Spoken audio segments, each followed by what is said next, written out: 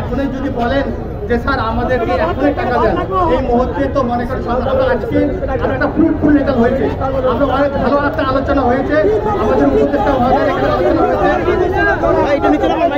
3 মাসের বেতন 3 মাসের বেতন পুঙ্খানুপুঙ্খভাবে দেওয়া হবে। 54 কোটি টাকা পুঙ্খানুপুঙ্খভাবে সবাইকে বুঝিয়ে দেওয়া হবে। আমাদের 54 কোটি টাকা সবাইকে বুঝিয়ে দেওয়া হবে। 3 মাসের বেতন কেউ বাকি থাকে না, এটা সবারই আমরা যে অ্যাসেসমেন্ট করে ফেলেছি। আপনারা আমাদের ইন্ডাস্ট্রিয়াল পুলিশ সবসময় আপনাদের পাশে রয়েছে এবং আমরা সার্বক্ষণিক আমরা আপনাদের সাথে কাজ করি। আমাদের কোনো বেনিফিট নাই, আমরা শ্রমিকের সঙ্গে কাজ করি, শ্রমিকের জন্যই আমাদের ইন্ডাস্ট্রিয়াল পুলিশ নিয়োগ করা হয়েছে।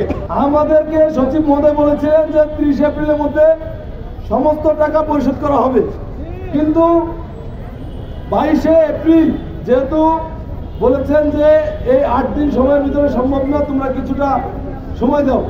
আমরা সরকারের উপর আস্থা রেখেছিলাম 7 মে পর্যন্ত।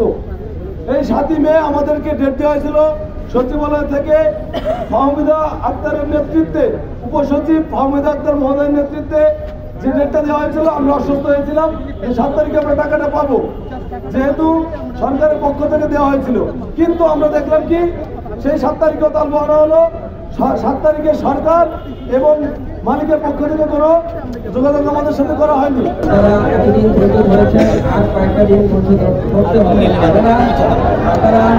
আপনাদেরকে আমি বলি, আপনার এই কিছুক্ষণ আগে আপনাদের সামনে যে সুপারভাইজার পুলিশের যে মহোদয় কথা বলেছেন, উনি নিজে থেকে এই যে 2টা প্রপার্টি বিক্রির বিষয়ে উনি যোগাযোগ করছেন এবং যারা ক্রেতার সাথে উনি 1 to 1 যোগাযোগ করছেন।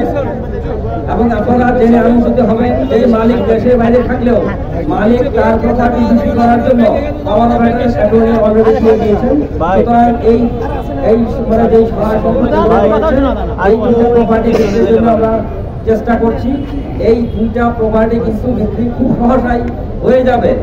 সুতরাং আমাদের এবং যেটা তসলিমা আপা কিছুক্ষণ আগে বলেছেন যে এই সম্পত্তিগুলো বিক্রি হওয়ার সাথে সাথেই আমরা শ্রমিকদের পাওনাদি পরিশোধের যাবতীয় ব্যবস্থা গ্রহণ করব।